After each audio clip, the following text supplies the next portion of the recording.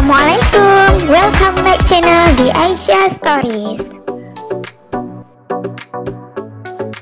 Episode kedua novel Jangan Harap Aku Mau Kembali season 2.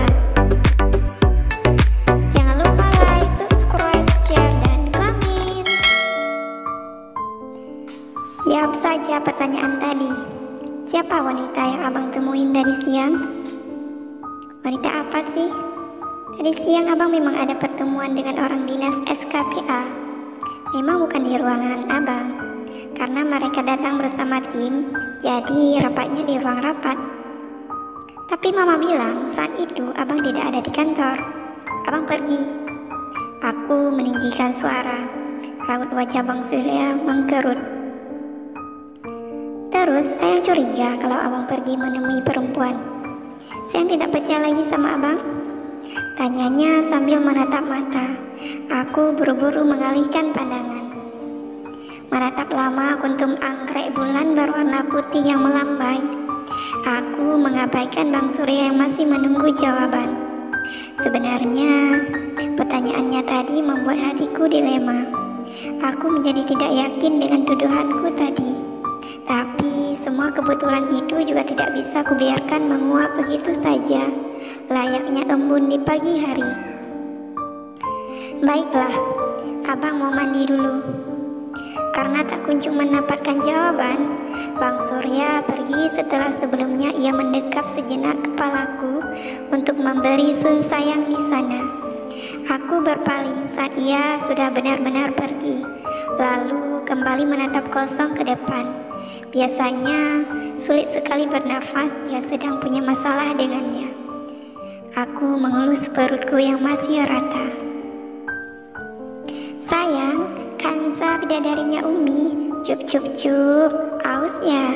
Sabar ya, kita minum susunya di kamar aja.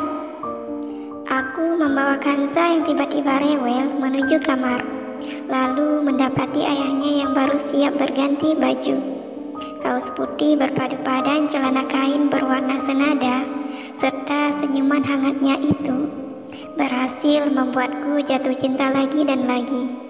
Aku paling suka saat stylenya seperti itu.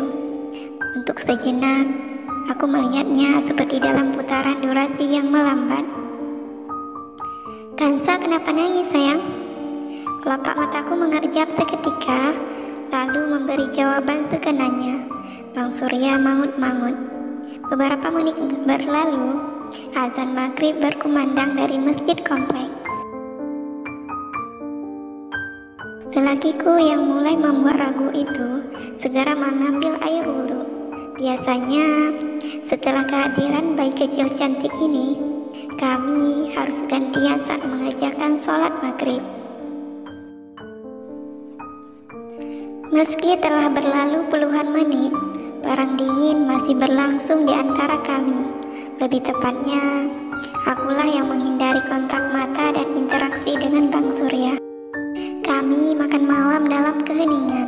Jika saja tidak ada Uwais yang sejak tadi tidak mau diam, meja makan ini persis seperti berada di hutan, sepi dan mencekam.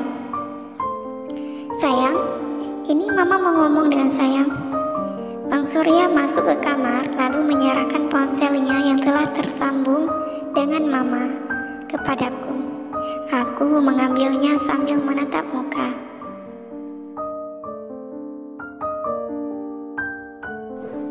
Apa ia sengaja meminta bantuan mama untuk memperkuat kebohongannya itu?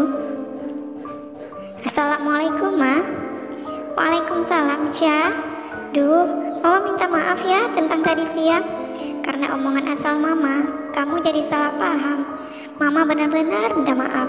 Tidak seharusnya mama langsung mengatakan Surya tidak ada di kantor tanpa memastikannya terlebih dahulu.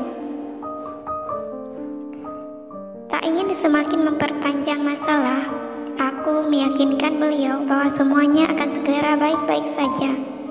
Mama percaya. Menit berlalu, panggilan dua arah itu berakhir. Tapi rasa curigaku pada Bang Surya belum berakhir semudah itu. Bisa saja mama menelpon aku karena desakan dari abang. Ya Allah, apa yang sudah hamba pikirkan.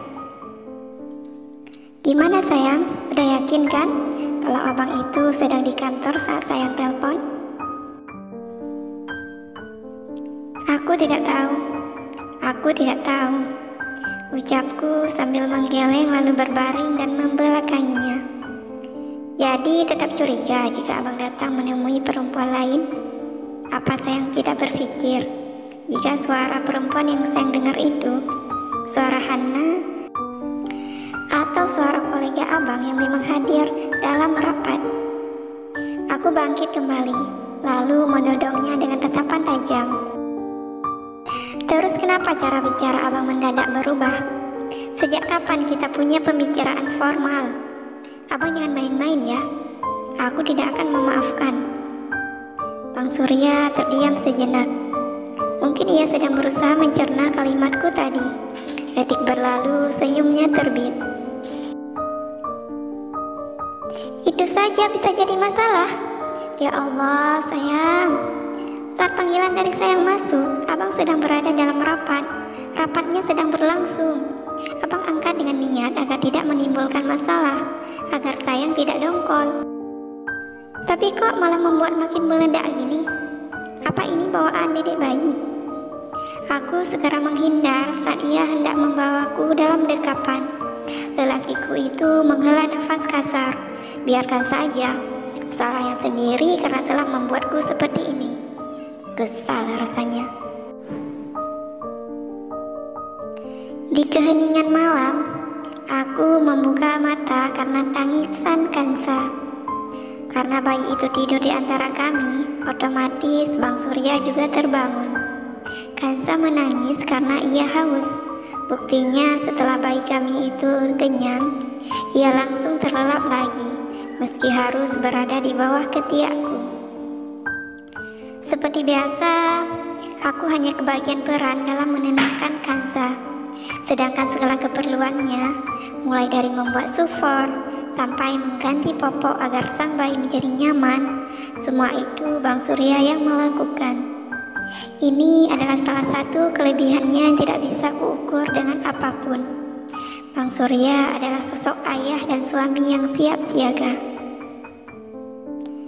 Masih dalam mode ngambek, aku memilih untuk menghemat kata, lalu kembali menarik selimut.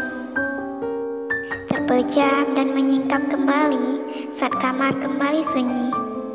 Ternyata abang sudah tidak ada lagi di kamar. Ia pasti keluar setelah menutup pintu dengan hati-hati. Aku menempel daun telinga ke pintu ruang kerja Bang Surya. Tadi aku harus menjinjit untuk sampai di sini. Entahlah, rasa curiga yang sejak tadi siang menyusup memenuhi hati belum juga hilang hingga sekarang. Semoga aku menemukan salah satu petunjuk di sini. Karena tidak terdengar apapun selain denting jarum jam raksasa yang berada di lantai bawah, aku menghitung mundur dalam hati. 3, 2, 1, ceklek. Meski sudah berusaha keras, handle pintu ini tetap menimbulkan suara hingga saat pintu terbuka, pandangan kami langsung bertemu. Aku terpaku sejenak, lalu menarik nafas dalam dan melangkah masuk. Loh, kok bangun lagi? Kenapa sayang? Tidak ada apa-apa. Karena tidak bisa tidur, aku berniat untuk menemani abang di sini. Tidak masalah kan? Sebelum menjawab, Bang Surya terkekeh terlebih dahulu. Terlihat seperti sindiran. Aku menggerakkan gigi. Nggak bisa tidur atau karena curiga sama abang? Tidak perlu curiga. Jika memang ada yang bermain curang, lama-lama pasti akan Allah nampakkan juga. Bangkai tidak bisa selamanya disembunyikan. Kalimat sarkasku tadi membuat Bang Surya melepas kacamatanya seketika. Ia juga menutup laptop dengan sekali tekan. Hingga tatapan tajamnya membuatku mulai menyesali ucapanku tadi. Apalagi saat ia bangkit dari kursi kebesarannya dan melangkah cepat.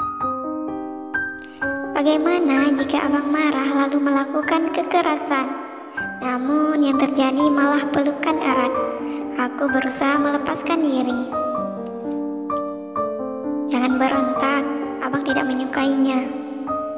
Aku bergeming, hening, dan hangat. Jangan juga berpikiran yang tidak-tidak. Ingat dedek bayi yang sedang di sini. Sayang harus yakin, tidak ada yang berubah dari abang. Abang tidak mungkin mencari perempuan lain. Tidak akan punya waktu untuk itu. Untuk 4 orang yang sudah abang punya aja, hampir saja kesulitan dalam berbagi waktu. Apa? 4 orang. Aku melepas diri seketika, lalu menatapnya tajam.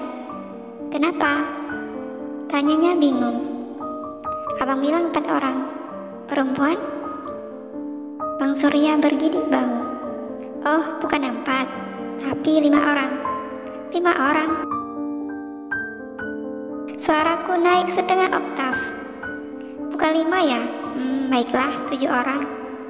Bang Surya Anggara. Kenapa sayang? Tidak terima. Jangan bilang Bibi Kanza, Mak Jah, Mama, Emak, Kak Sauda dan Sahara itu laki-laki ya? Ia tersenyum menyeringai membuatku kesal lalu berpaling pergi. Tanpa menunggu detik berlalu, Bang Surya datang menyusul. Hingga keadaannya kembali seperti tidak pernah terjadi apapun. Saat hendak memejamkan mata, aku tiba-tiba terfikir sesuatu. Sambil menatap wajahnya, aku berujar, "Bang, sayang akan kerja di kantor lagi ya." Apa?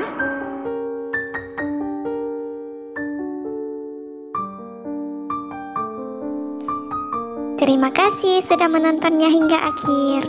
Jika kamu suka dengan video ini, jangan lupa like, share, komen, dan subscribe. Sampai bertemu di episode selanjutnya.